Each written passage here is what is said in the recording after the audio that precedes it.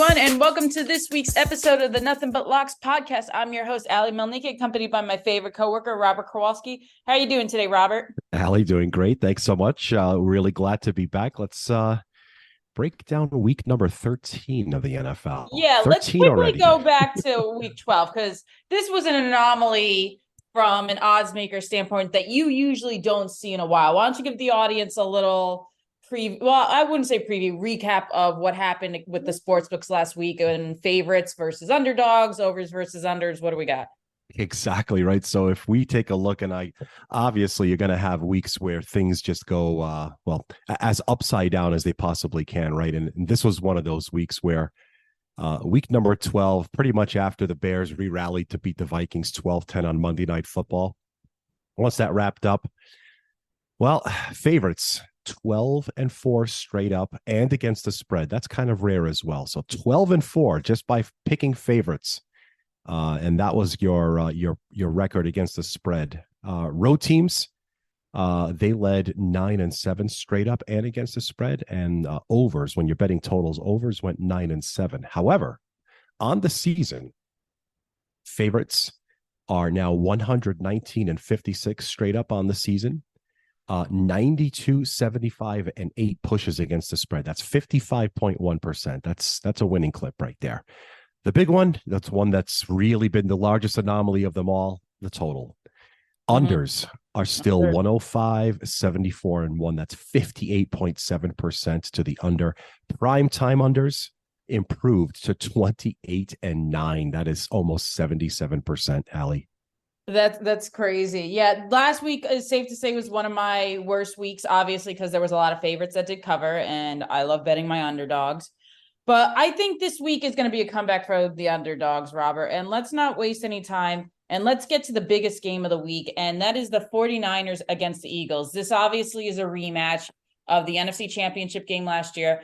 I'm still a firm believer if Brock Purdy doesn't get hurt on that first drive, San Francisco beats the Eagles. I thought they were a better team last year. I think they are a better team this year. But before we get into that analysis, Robert, what are the odds we're looking at so far? Ali, this one's been on the move and really in one direction the whole time. Incredible that a team that's 10-1 on the season is now a 3-point dog, and that's where we're at this morning. 3-point San Francisco favorite in Philadelphia with a total 47.5. So I know I was actually shocked to see a lot of the public is siding with the 49ers, but then I really wasn't too shocked because if you think of my mindset too, the 49ers are smelling revenge for this game. They believe they should have won that game. You heard Nick Bosa last year when they lost the game. He said, I wish we had a quarterback in that game. I think they believe they would have beat the Eagles and gone to the Super Bowl. I think they've had this game circled on their calendar since the schedules came out. It worries me a little bit that the sharps are more on the Eagles. And the Eagles do have that little chip on their shoulder too, Robert, because they have been hearing all year from the media, same thing as I just said. If Brock Purdy doesn't get hurt, they lose to them. So I kind of go back and forth on this, but I just think overall San Francisco is the better team overall, both on defense and offense. That defense has really improved too once they got Chase Young in the trade with Washington. Brock Purdy looks healthy as could be. And Christian McCaffrey, I think, could make a good case of being MVP, even though he's a running back and not a quarterback. I'm going to go with the Niners on this one. I also like the over. How about you?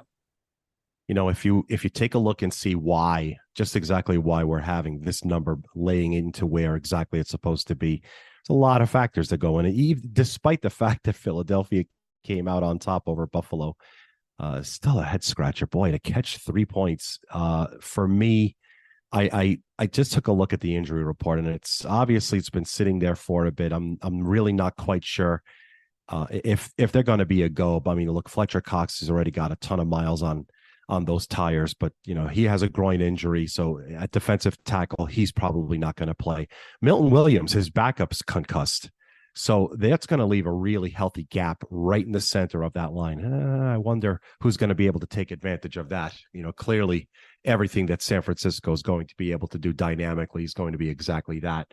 So I still have a feeling that there's going to be one of these games is going to end up, to me, it's a coin flip game, field goal at the very end. I don't see anyone blowing out anyone here. So with that being said, I can't help but to make my first step always the home underdog, and catching 3 with a team that's 10-1. I'll take that too. Let's talk quickly about last week against the Bills when the Eagles played. I thought the Bills were a better team in that game. I thought they looked better on offense, even though Jalen Hurts had a few rushing touchdowns. He didn't look at his best. They made him scramble a lot. Yes. What does San Francisco have to do to limit Jalen Hurts besides follow what the Bills did?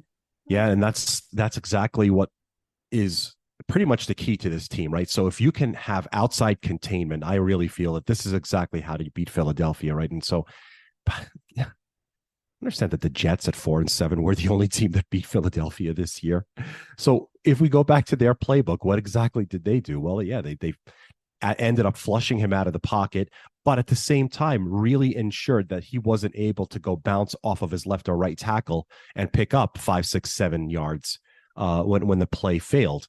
So if that's going to be San Francisco's mode to pick up the victory, I think that's exactly what they're going to have to do. Ensure outside containment, force him to throw the ball, Jalen Hurts. It's almost like pick your poison, right? But honestly, that's the way to beat this team. Stop what's very likely the reigning, coming up very, very favorite to win MVP right now in Jalen Hurts. Let's go with who I think still should be a front runner for MVP, and that's Christian McCaffrey, which I alluded to earlier. He is the most dynamic player in this game, Robert, and the Eagles have not faced a player of his stature all year. If he has one of his multi-touchdown games like he's had all year, his historic running ability, his historic ability to catch in the slot, screen passes and just turn it into multiple yards after catch. If they can't stop McCaffrey, who do you give the edge to then? Well, so for it meaning Philadelphia's ability, well, no, you'd forget about it. If you're going to let him and basically, what has he had? He's got a touchdown scored in every game, in the last 18, right? So with a total set at 47.5, you'd probably figure the game lands somewhere around 24-20. It's 24-21, somewhere into that number. That's a lot of touchdowns, and it's going to be spread out quite a bit. So honestly, right. So if you want to go ahead and play cover 2, and try and maybe minimize Brandon Ayuk and Deebo Samuel, well, okay, great. That leaves George Kittle open for plenty of slot targets. You want to go ahead and cut that off by playing closer man to man. Then you put McCaffrey in motion. There's so many weapons that San Francisco has to offer. It really makes you wonder how they're 8-3. And honestly, they did have some injuries earlier in the year. Again, that game against Cleveland, half the team was out before halftime and whatnot. I think fully healthy, they're the best team in the NFL, and I think the Eagles are going to struggle with their offensive dynamic. I don't even think we've seen the pinnacle of what the San Francisco offense can do yet. And I think we're going to see a glimpse of it on Sunday, because I really think that they're aiming to get some revenge. I really think that they're just going to come out strong. Kyle Shanahan did have a good game plan going into the NFC Championship last year. I think he knows how to execute it better than anyone. So I'm going to side with the 49ers. You have the Eagles still, Robert? Yeah, Bookie's going to take the Eagles. All right, first disagreement of the day. Let's move on to another one, which many think is the best team in the AFC, and that's the Chiefs taking on the Packers. Packers really surprised people on Thanksgiving, how they just came out with a force against the Lions. Probably Jordan Love's best game as a professional football player. What do we got here for the odds, Robert? Yeah, and so if we go ahead and take a look, this is the late game, and obviously Kansas City on the road, going to be very rare if they're ever going to be a dog. This one opened up 6.5, too high a number. Here we are right now this morning, 5.5 right now in the total, 42.5, Allie. I go back and forth with this one because I'm not a believer in Jordan Love. I think I've seen more than I need to. I know this is his first full year starting, but to me, he just doesn't have that pocket presence that eludes leadership like Aaron Rodgers did, or like a Joe Burrow does, or a Josh Allen. So, but to my point, I also have always brought up the Chiefs don't necessarily blow people out. Now, it's been a little different this year. They've kind of been back and forth. But I don't know, Robert. I look at this spread and I feel like just that I feel like everyone's begging you to take the Chiefs because how hot they have been. They just beat the Raiders significantly. I'm going back and forth with this one. And before I give my answer, I'm going to see what you like. Who are you taking in this one? So you have to take a look and see their body of work. What I like to do is go back one game, 3 games, and then the entire season, right? So Green Bay 5-6. Expectations were tempered for this team going into the season. Obviously, Kansas City was, their pick to win the Super Bowl. So at 8-3, they are who we expected them to be. Green Bay maybe slightly higher than what we expected in terms of their performance so far this season. Look, they're at home. I Right. think And that is a big advantage. That is a big advantage. They're at home. I think that has something to play into it, perhaps for a point or two. But boy, this team cannot be counted on to win games unless they really control the line of scrimmage and control the clock. They're down to AJ Dillon, I think. Is Aaron Jones playing this weekend? I don't think that I don't believe that he is. And so that's a big problem, right? If you're going to have AJ Dillon, basically, be in there for 75-80% of the snaps, he's kind of like a C grade running back anyway against Kansas City's defense. And I really think that that's going to make really the difference right there is the dearth of running and the dearth of not having the ability to control that clock is going to be Kansas City's road to victory, in my opinion. I think Kansas City wins. I leave no question about that. But looking at the spread, that is a very tough stadium to play in for visiting teams. I don't care if you're Kansas City defending Super Bowl champs or what. I think Green Bay on defense is vastly improved. And I think that they can do enough to limit Kansas City because when it comes down to it, Robert, if you eliminate Travis Kelce, Kansas City is very vulnerable. If they're able to double team him and take that weapon away from Pat Mahomes, this is going to be a very close game. And if they do rely on the running game on offense, if Aaron Jones plays, if it's AJ Dillon, and it takes some of the weight off Jordan Love, that's only better. But I'm curious to see how Jordan Love bounces back. And playing the Lions defense is vastly different from playing the Kansas City Chiefs defense.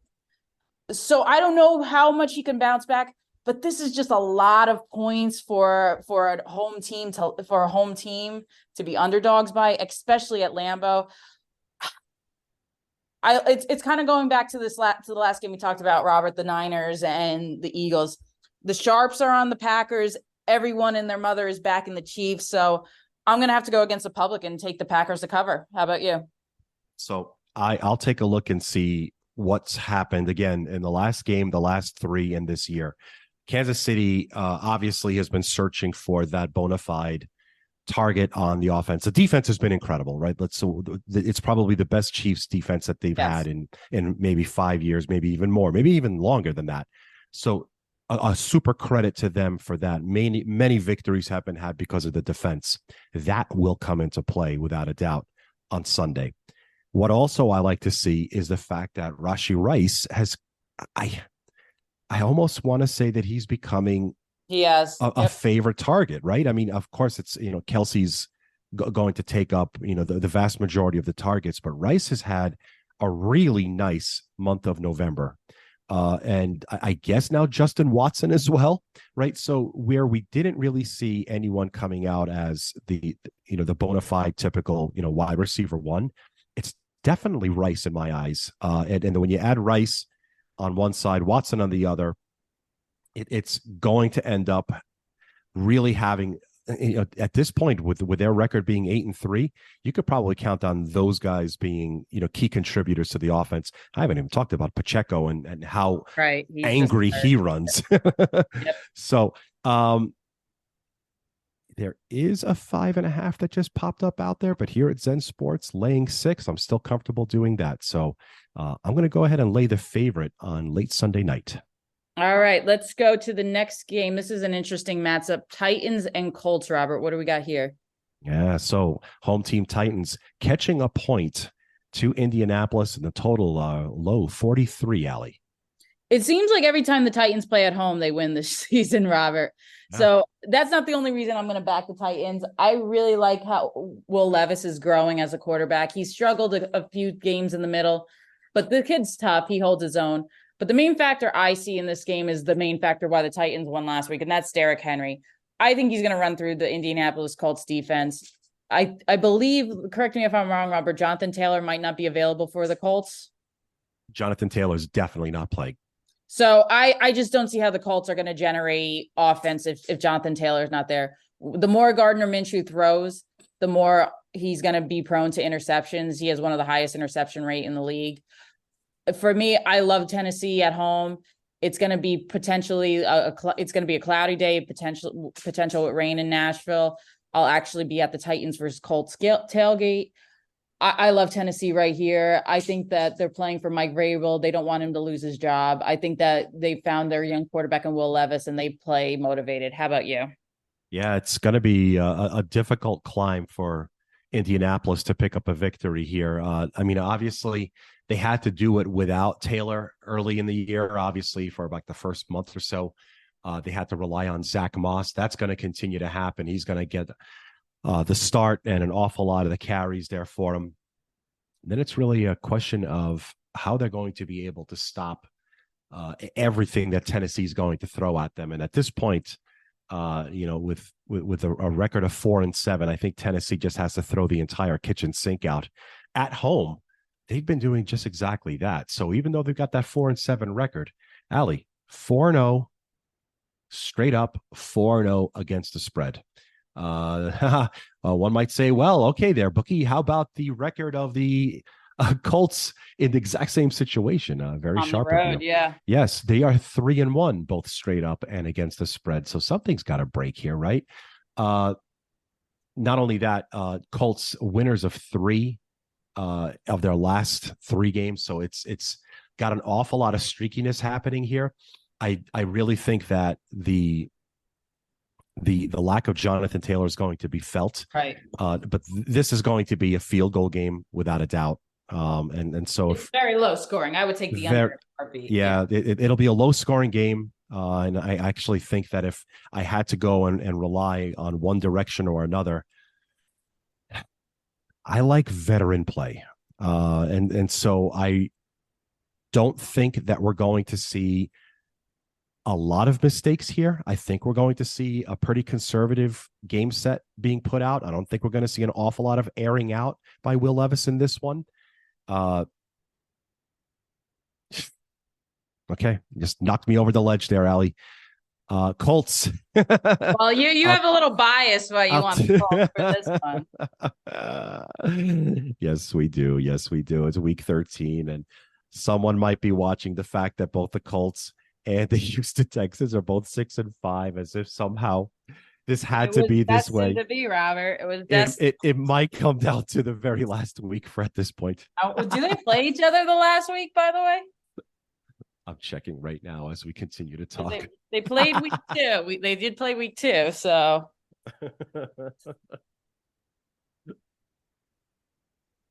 We got to check this one out for the yeah, I'm taking a peek right now, and so okay, here we go. It's yes, the last week of the season. Oh, Robert, it was destined.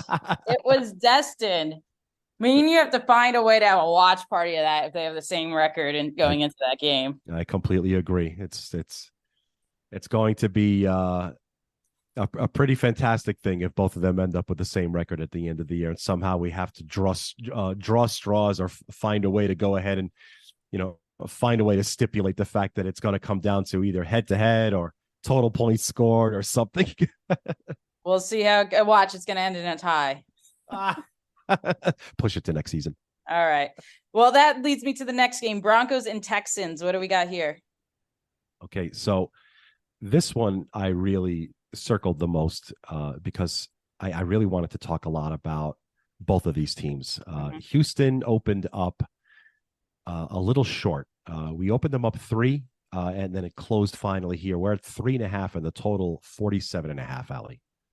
So the Broncos are a team that have been vastly improved. I kind of alluded to it at the beginning of the year. They had a lot of injuries on their defensive front.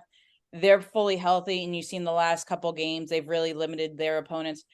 However, I think that this is one of the first times, probably since the Miami game, I'd say, Robert, that they're coming up against a true offensive team. Now, when they beat the Chiefs a few weeks ago, Pat Mahomes had the flu. You got to discount that game. Then they went ahead and beat the Jets. We know their woes on offense. They won against the Browns last week. We know what happened there. No Deshaun Watson. Dorian Thompson-Robinson got injured early. They haven't seen an offense in a while like CJ Stroud and the Texans. I was actually pleasantly surprised because I picked the Jaguars last week, how well the Texans played against the Jaguars, and they came to within a field goal of sending that game into overtime.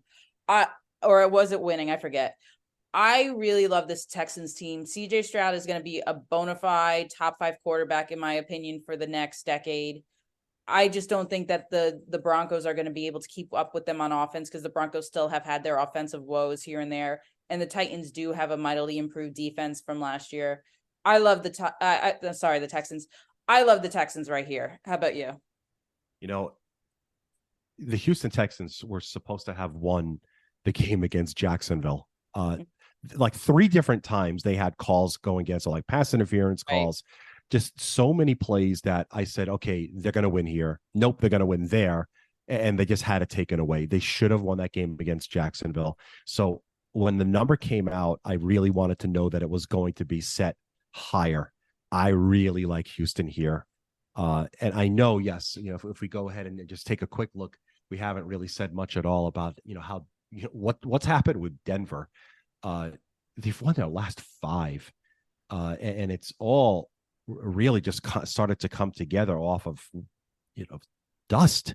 There wasn't much hope at all for this team. And they've really started to turn things around where, they're still giving up a ton of points, right? And I'm going to circle back to that in a moment. But for basically on what we're looking at this point, a great job by Denver in turning it around. But Houston, absolutely, this could be, if anything, this would be my play of week number 13. It's the Houston Texans, and the way they've been put together and what they've built. You're absolutely right. Allie, CJ Stroud right now, we've got him the 8th ranked choice for MVP. I MVP, mean, not rookie of the Panthers, year. are you just sick to your stomach right now? No, Tepper's gotta. We could have a whole show on just Tepper alone. You really seriously have to start to say, maybe we should just consider instead of looking at having a new team, maybe just having a whole brand new front office, because they got to be completely sick. So to come back to Houston, I really still think, because they put in a full max effort, that I really think they should have beat Jacksonville last week. I really like them here at home, laying 3.5. I think they win by a touchdown or more. I'm with you here on the Houston Texans. I agree. I actually think this could potentially be, I don't want to say a blowout, but I see the Texans winning comfortably right here. Yep. All right, let's move on to another game that I wanted to highlight, and that's the Lions and the Saints. I wanted to highlight this one, 2 different reasons. One, the Lions just got completely embarrassed on Thanksgiving Day in their home stadium against the Packers. And even when they got embarrassed, I think they had multiple ways to win, but there were some head-scratching decisions made by Dan Campbell and some bad fumbles in their own territory, in the red zone and their opposing territory, that kind of got them behind the 8 ball. And then the Saints I want to mention, because we just saw them lose again last week, and they're another one. Dennis Allen is another candidate for potentially getting fired. So, Robert, what are we looking at for the odds here? Yeah, I'm wondering if when I set the line, it was a little what have you done for me lately kind of a line. We opened up Detroit 3.5. And that jumped immediately. So we're now at 4.5 there, and the total moved high from 44.5 up to 47. I was actually surprised how low the spread was. Mm-hmm. And then I remembered, well, the Lions did just lose on Thanksgiving Day. So that's still in the back of people's minds. And they don't have the best defense. The Saints, though, Robert, it's what I've said about Derek Carr back when he was on the Raiders. They just will find a way to lose this game. Dennis Allen is not a good coach. Derek Carr, I just don't think can come up in those clutch situations.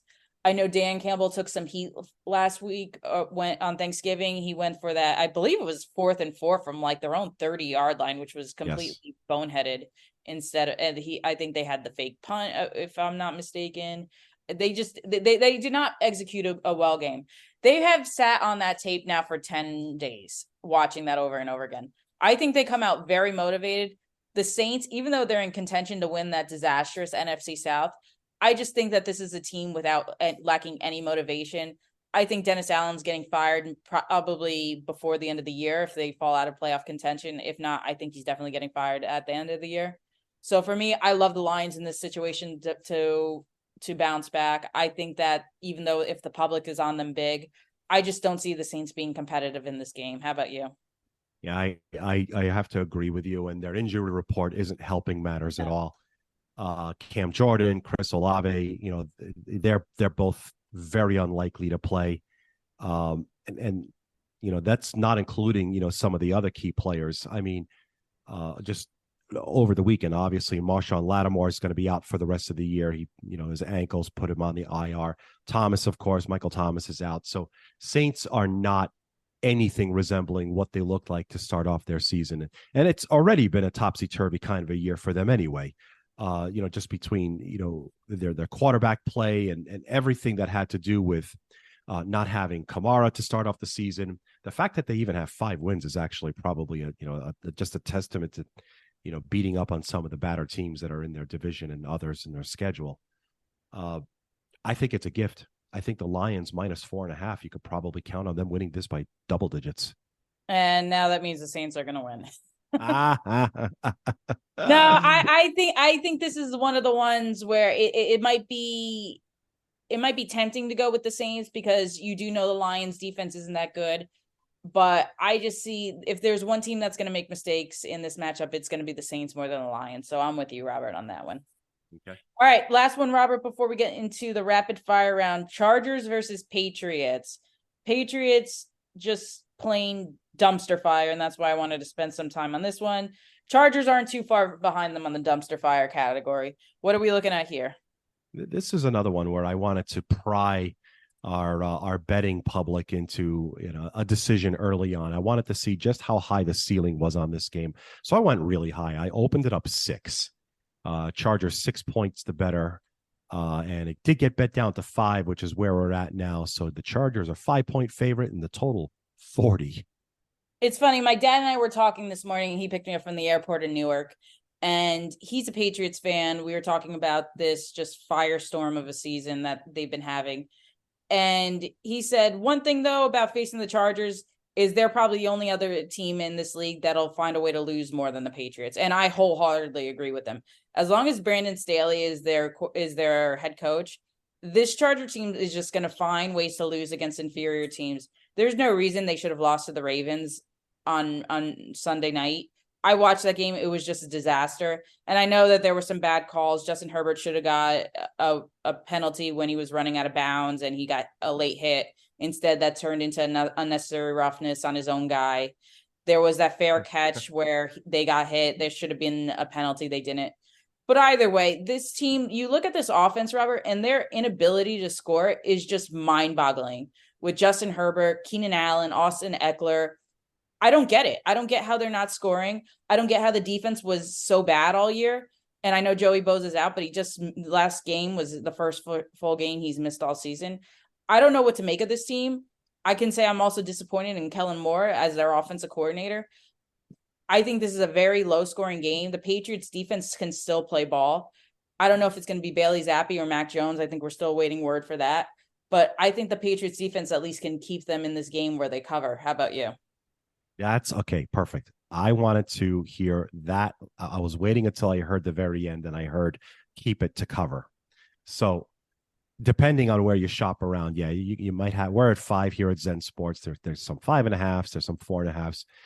Just remember, 4.5, 5.5 is pretty much all the same number. So, don't make a split decision because you see a 4.5. It's kind of the same when you're booking NFL.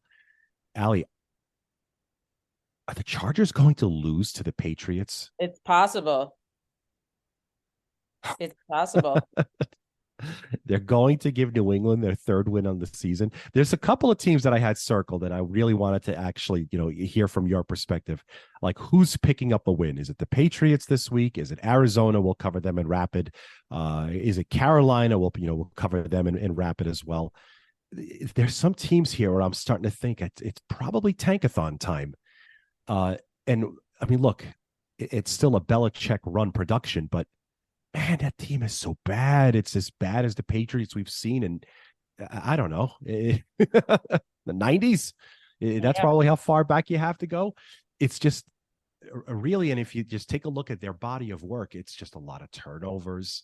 It's bad play at home. I mean, they're not even averaging 17 points a game at home this entire season.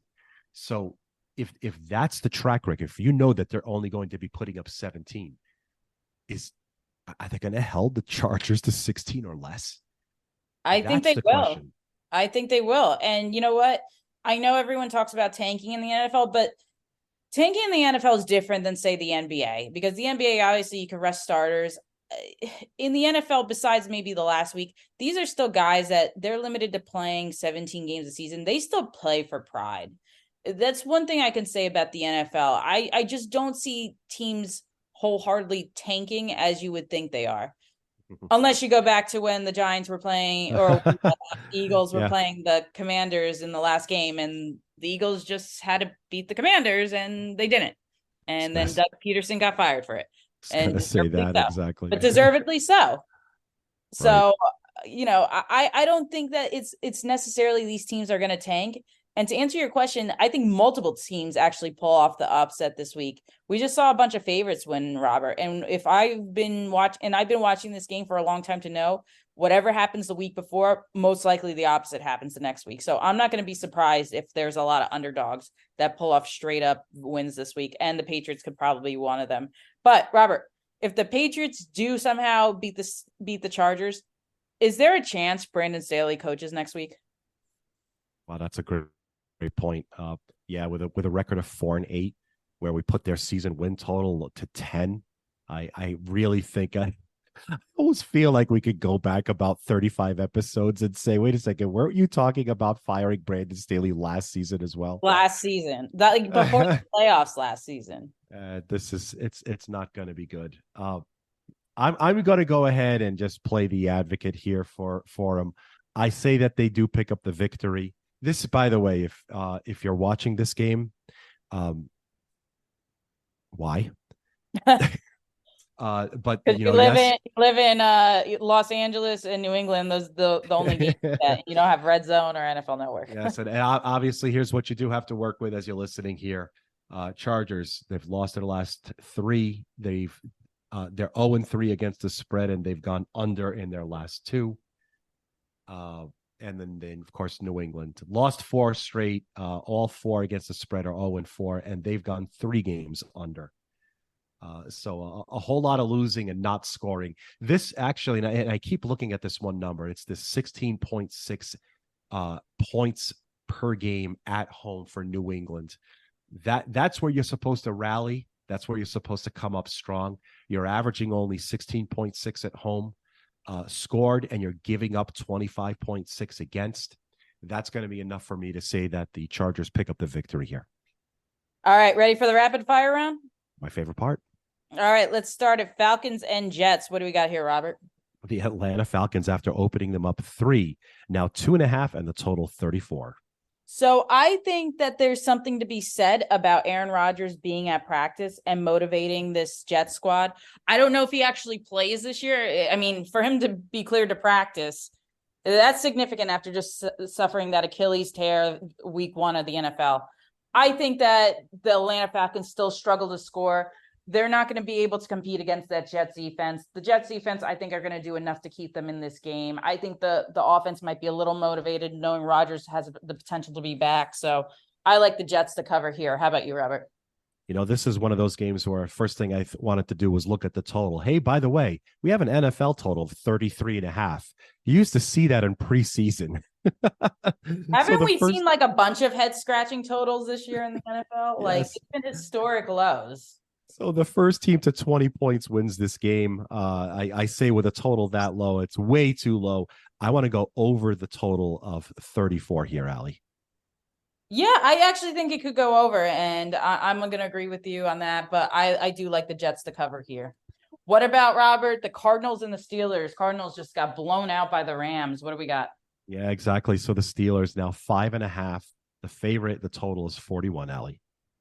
So I do like the Cardinals to bounce back this week. I think that the Cardinals always seem to struggle against the Rams. We saw that one playoff game a few years ago where they just got demolished, I believe, against the Rams. I really like them to bounce back this week. I still think the Steelers are pretenders. I don't know how they found ways to win with Kenny Pickett at a quarterback, but they have. I'm going to go with the Cardinals to cover here. How about you? Okay, great. Again, I wanted to hear that last part with to cover. I Yes. have to come in and jump in. Can they win this game in Pittsburgh? I think they can. I really think they can. I think they have with Kyler back and his offensive. The thing with the Steelers is I don't think that besides Lamar Jackson, they've really played that mobile of a quarterback besides Kyler. I think they're going to struggle to contain him, and he's a completely different runner than Lamar. So I think the Cardinals are going to put some points on the board. I have a feeling that we take a look at Pittsburgh's record and we're saying, wait, how are they 7-4? The Yeah, last exactly. the last 3 weeks is kind of where I started to take a look and found something that came out.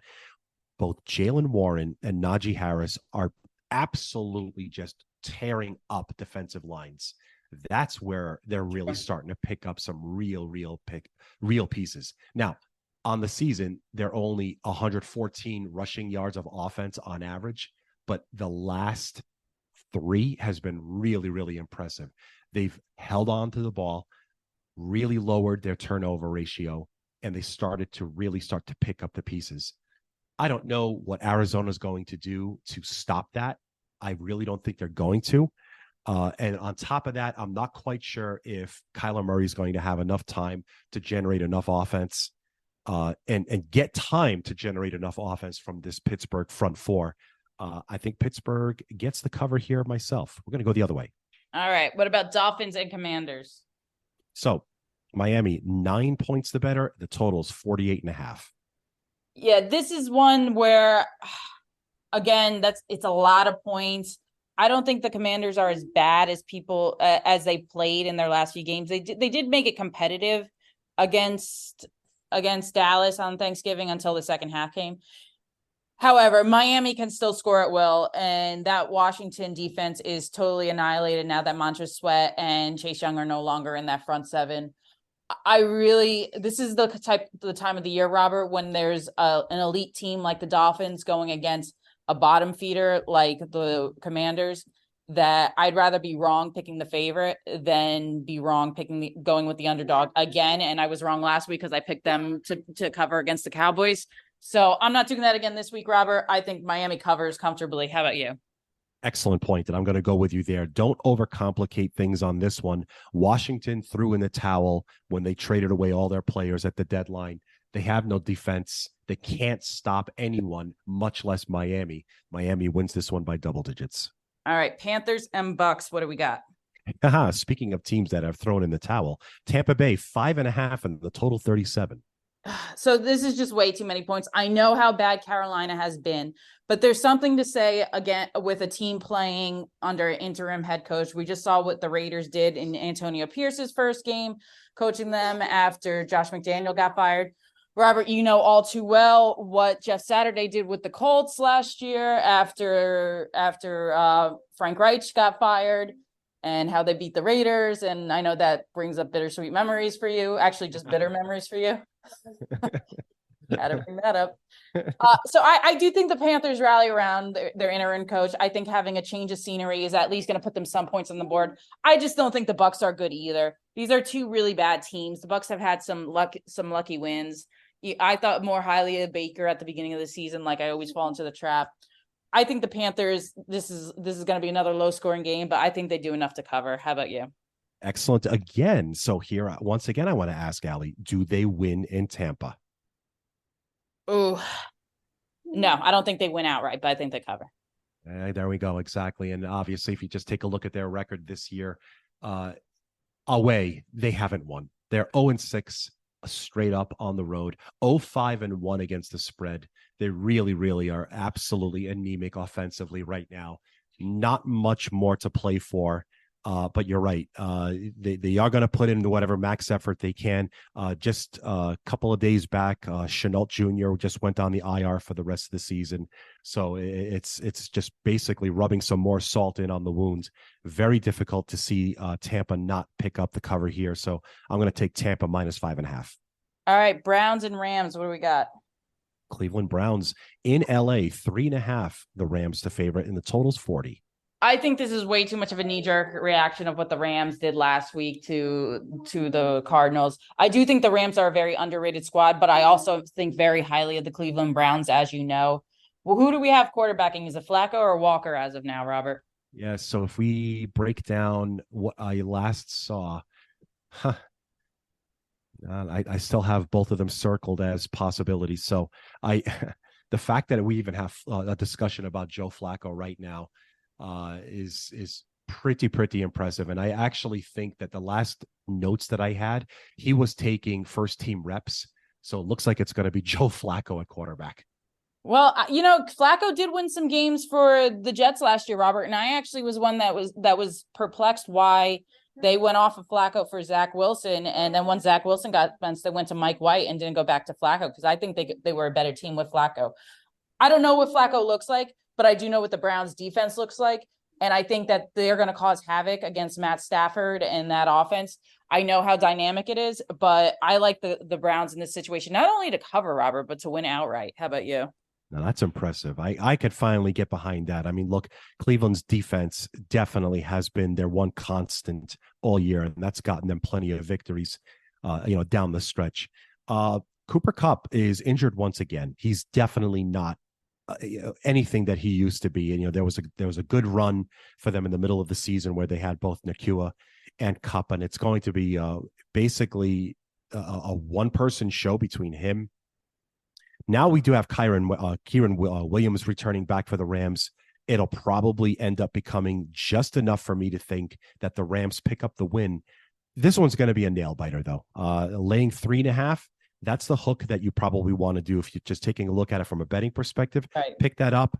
Go ahead and take those points. This is a field goal game. Yeah, I would bet. I think they went outright, but to be safe, I would take the points. All right, last one, Robert. Bengals and Jaguars, the Monday night game. What do we got? Monday night game. Jacksonville, 8 points the favorite, the total 39. Yeah, this is one where I don't think the Bengals are as bad on offense with Jake Browning as they showed last week against the Steelers. I think giving Browning another week with the first team, I think that's just too many points to lay. The Bengals are still a solid team, even with Browning at quarterback. So I'm going to take the points with the Bengals. How about you? Yeah, this one's going to be tough to see Cincinnati pull off any kind of. Well, I mean, look, they're going to have to go in just like every other game on the schedule to put in their max effort. But Jacksonville's 8-3 on the season. Jake Browning, I probably think he's in there because they really don't have much other of a choice. It's been a disappointing season for Cincinnati, and obviously all of it because of the lack of, Joe Burrow. It just shows you just how this league is. It's just driven by quarterbacks. You either have one or you don't. This is going to be a Jacksonville win by double digits for me. All right. Well, that's all the time we have today, Robert. Thank you for joining me. And any last words or thoughts for the audience? Yeah, exactly. So find all these lines, sides, totals, and money lines, not to mention a bunch of players that we've been talking about. You could bet on those as well at Zen Sports betting platform. See us at zensports.com. Well said, Robert. All right, everyone. Take care.